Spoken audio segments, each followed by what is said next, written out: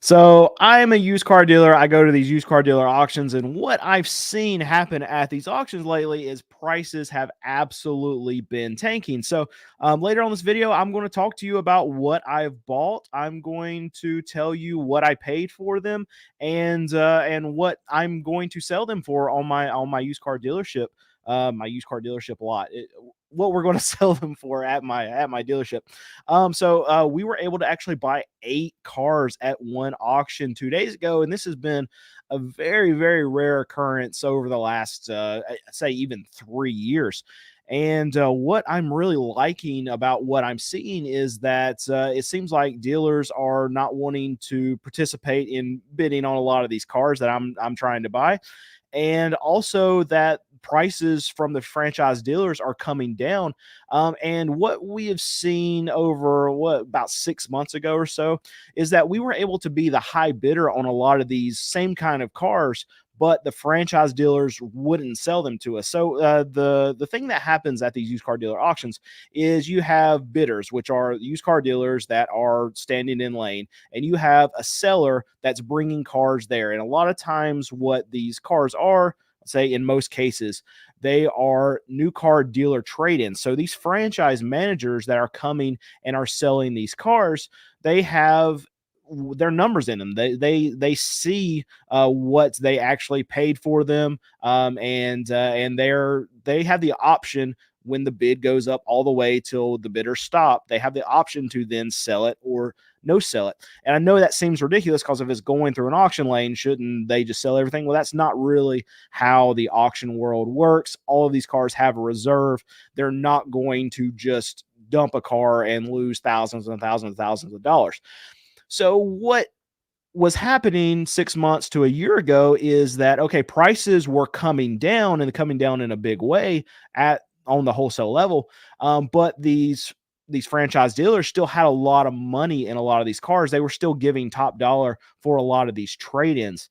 So they were getting to the auction and they were finding out that, okay, dealers, because a lot of used car dealers like myself were slower, money was harder to come by for a lot of our consumers, and inflation has been really bad, especially for my customers, and I'm assuming for a lot of other smaller used car dealers, just like myself, that we weren't able to pay what we used to be able to pay when money was a little bit easier. We could sell cars for a little bit more money.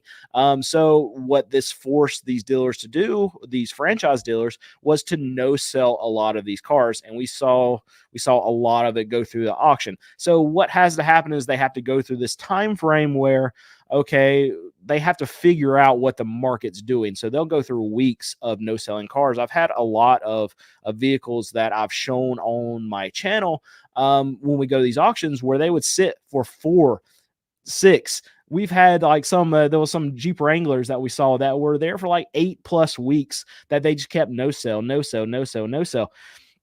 And finally, it's like all these franchise dealers figured it out all at once, and it happened just a couple of weeks ago, a few weeks ago, that, okay, they just started cutting loose of stuff. So now what we're seeing is that, okay, we're seeing wholesale prices really get driven down, but it's really the case that, okay, these wholesale prices should have been down this low probably a good, what, 3, 4 months ago. But until the franchise managers actually will release these cars, until they actually sell these cars, we can't see this big whoosh down in the cars that they're actually selling, because it's not really a loss, right, until it's sold. So they can hold on to this car for a very long time and wait for this magical buyer to show up. And actually, in an auction, you don't need one magical buyer, you need two magical buyers, because you have to have these two dealers that are pitted against each other to run up the price until one will pay the crazy, ridiculous price that these franchise managers want. And that just wasn't happening. So all these franchise managers all at once, they figured out, like, okay, prices are coming down. We just need to start cutting bait with these cars. They took a loss on the first batch of these cars that they cut loose, and now what they're doing is they're going back to their dealerships and they're telling their trade-in managers, whoever's dealing with the actual trade-ins at their dealerships, that, okay, we're paying too much for cars. They're not paying up for it at auction anymore. Wholesale prices are coming down, so you have to give customers less money for their trade-ins. That's what's happening right now. So when you go to a new car dealership, the amount of money that you can get for your trade-in right now is substantially less than what you could have gotten 6 months ago. And this is really, I believe, a good thing for the market. I know on the consumer side, if you're going to buy a new car and you're trading in a car, obviously you're getting less money, so it's not good for you, but I do believe this is a good thing for the overall used car market, and then that'll filter to the new car market, and I can explain that a little bit. So whenever these franchise dealers pay less for these vehicles that they're sending to wholesale, these trade-ins, then that's going to put downward pressure on the rest of the market, not only on the wholesale side, but also the retail side. Because think of this car that I'm paying maybe $1,000 less for right now than I did 6 months ago. Well, then now I can go out, I can market it, I can sell it for $1,000 less than what I had to 6 months ago, a year ago. And that's going to put pressure on all the other dealers around me that maybe have cars that they bought 3 months ago, they bought 6 months ago. So now the market is correcting itself to where, okay, dealers are going to be able to start pricing cars for less, meaning they can move more volume, more transactions happen throughout the used car market, driving used car prices down. And what that can do is that can put pressure on new car sales, meaning that if they want to sell their new cars, they're going to have to get cheaper. They're going to have to offer more incentives, because what has happened over the last 3 years, we've had a big shortage of new cars. We've had a big shortage of used cars. Now we have quite a few new cars in the system. I just saw some data just a few days ago that, okay, now the new car inventory is getting back to 2019 levels. The problem is the new car dealers, they're still having a hard time moving a lot of this inventory. They have to lower prices. So what that means is they're still having a hard time getting trade-ins. If we need trade-ins, we need new cars to move.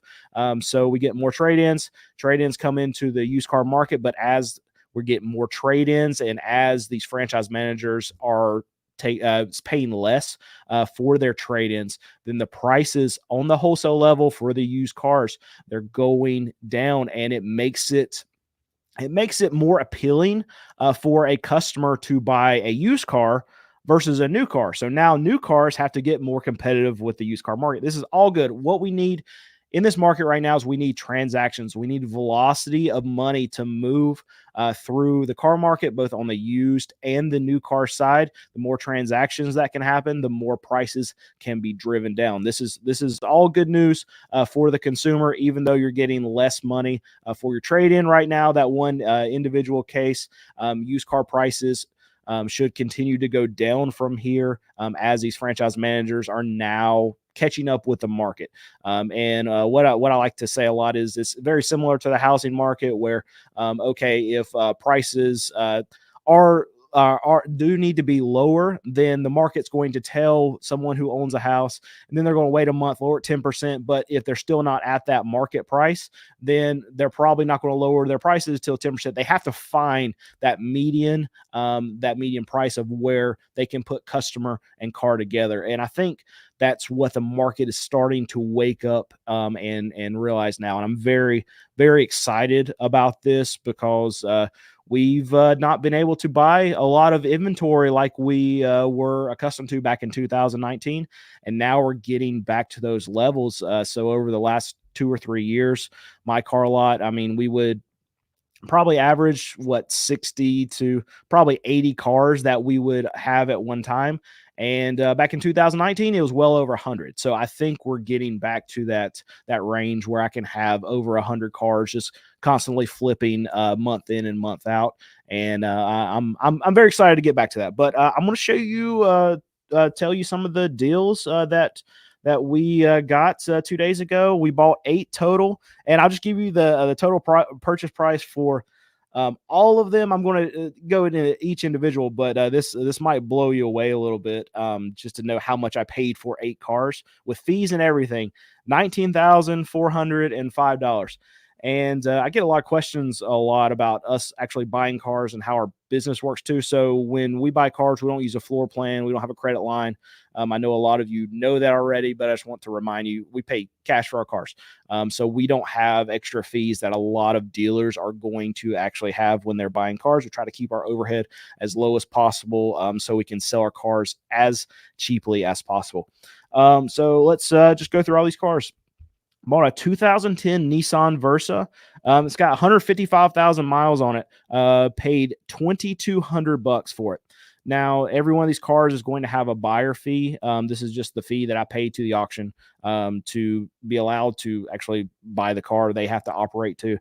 So they don't make anything off the actual sell price of the car. They make money off their fees coming from each transaction. They get a fee on the buy side and they get a fee on the sell side. So pay $2,200 for that. With the buyer fee, I'm going to have $2,485 in it. Really a rundown of what we will do to the car after we buy it. We'll get it here. We'll do recon. Probably going to have to fix something in it, whether it's a little sensor or whatever. We have a mechanic on staff here. So a lot of those costs are just parts. Obviously I pay them if they're my mechanic because he's on staff. But we don't have a lot of labor costs that we're going to put in a lot of these cars that you would pay at your regular mechanic. So hopefully not much to get done with it. We'll have inspection, we'll have detail. All of that doesn't cost a whole lot of money, but we got roughly $2,500 in that car. It'll probably be a $3,500 car on my lot. Next one, this was the one that was in the thumbnail.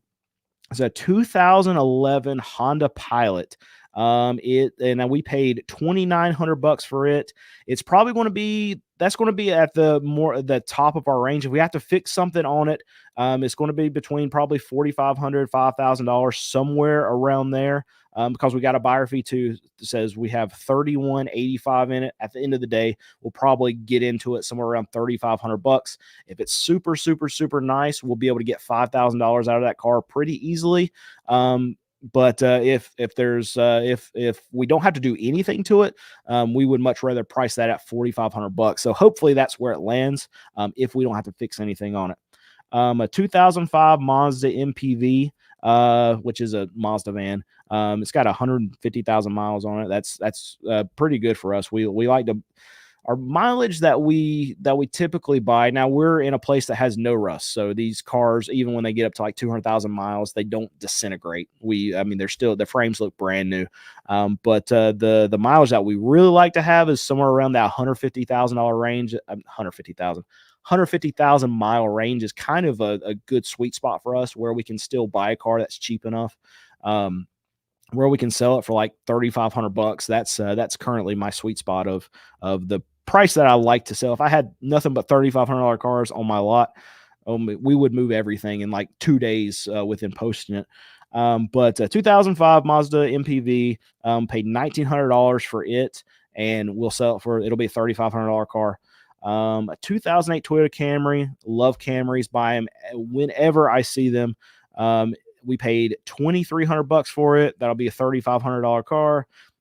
1997 Acura TL. We buy a lot of older cars here too. We have a large quantity of people that like to have the older cars. Now here in North Carolina, we have emissions that we have to do inspection. But if you go over a certain age, it's 20 years here. Then you don't have to have emissions inspections done. You just have to have safety. And there's a lot of people out there that literally want to buy a car that's 20 years or older just so they don't have to deal with emissions inspections down the road. But that one's only got 117 miles. Usually how that happens, it was owned by someone who just put it in a garage and never drove it. They would drive to work in the grocery store, and that's about it. And we paid $2,400 for it. It'll be a $3,500, $4,000 car. With those miles, is probably going to be closer to $4,000 for us. A 2016 Nissan Rogue. Know what you're saying. A lot of times they'll have, they're common to have transmission issues. The good thing about Nissan, and there's other brand like Ford. Ford's another brand that I pick out on this, is that they, a long time before they're actually going to show their butt or their transmission's going to be really bad, they'll throw transmission codes. So I actually don't worry so much about buying Nissans, Fords that have common transmission issues because we scan every car before we buy it. And we're able to pick out the ones that have good transmissions and bad transmissions because our scanner will tell us. Now, there's other brands that we get, we're a little bit more scared of. GMC and Chevy are two of the ones where their transmissions go out just like that, and they'll never throw a code. Even when their transmissions are done and they neutral out or whatever, they still won't throw a transmission code. I know I get a lot of comments about, okay, I can't believe you'll buy a Nissan. I can't believe you'll buy these Fords that have common transmission problems. It's because the ones that we buy, we check out and we know the transmission's good because we're able to scan it and we know that they're going to let us know through their computer system if the transmission's good or bad before we even buy it. So that one paid $3,000 for it. It's 2016. Paid $3,000 for it. It's going to be $4,500 car on our lot. A 2002 Toyota Camry, in my opinion, 2002 to 2006 Toyota Camry 4-cylinder is the best car ever created. And I think you can drive those things forever.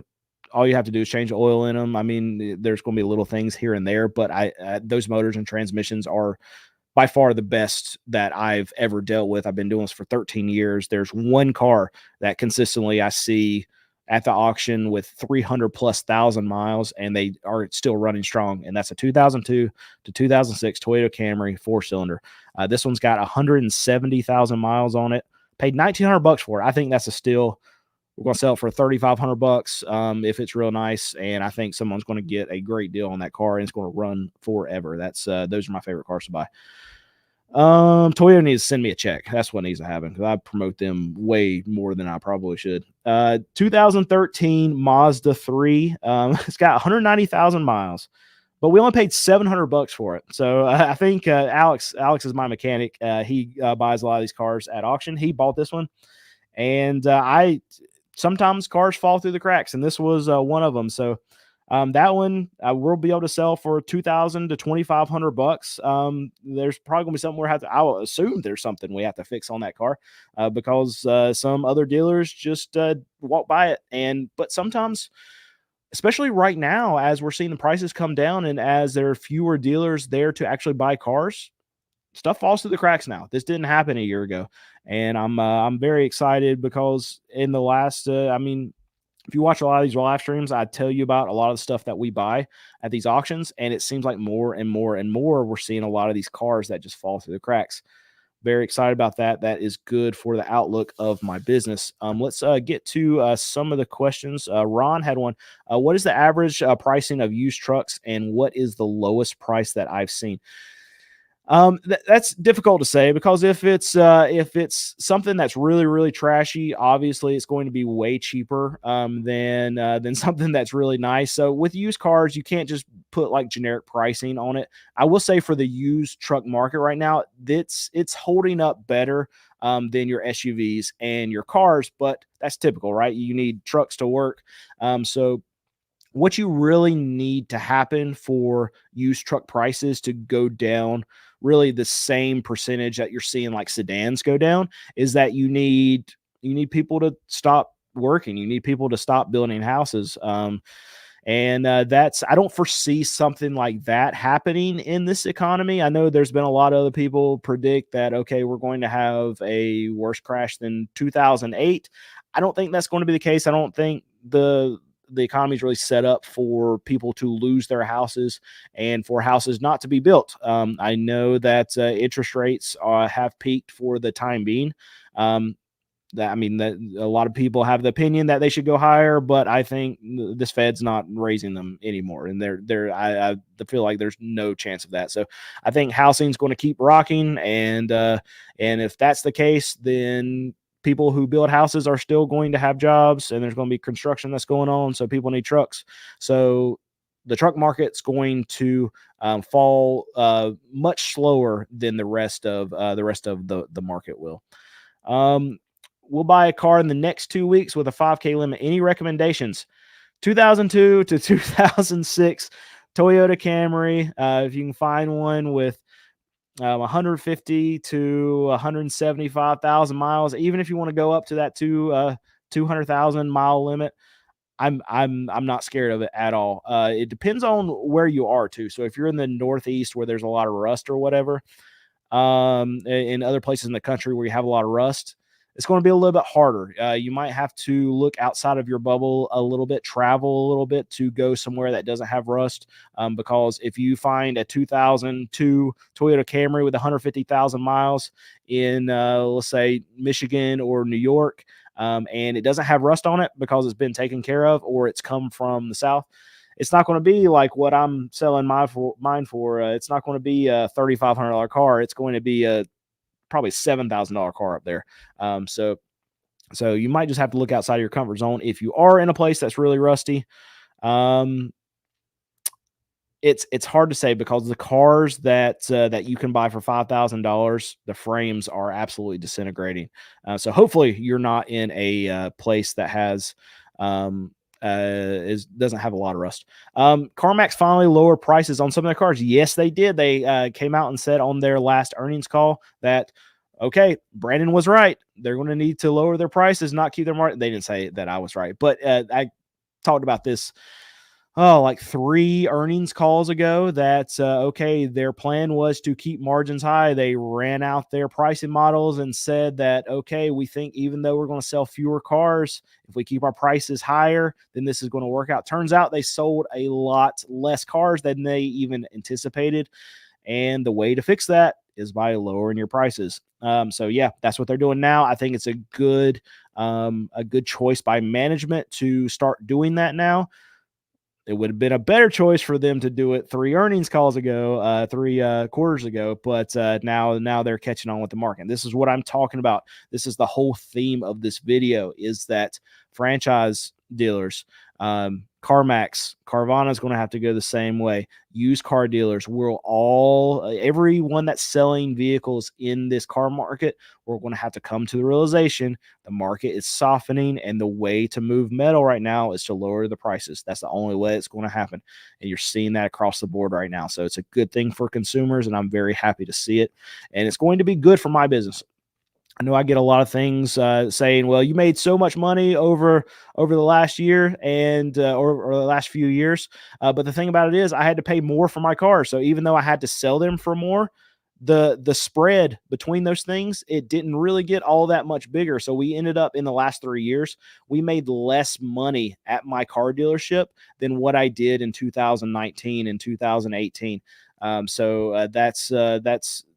That's just what happened for a lot of us small used car dealers, is that even though the spread might have been a little bit bigger, the amount of volume that we were able to do was not as much, just because there weren't cars available. So I'm ready to get back to the place where, okay, we can move a lot of cars, kick them out $1,000 a piece. So that's what we're going to make on them. And I can be happy there if we can help people and also make money while we're doing it. Give people point A to point B cars selling for under $5,000 and sell a lot of cars. What I want to do. I want to do volume. Then that's the space I want to be in. But thank you for watching this video. Please like, subscribe, do all the things, and I hope you have a great rest of your day.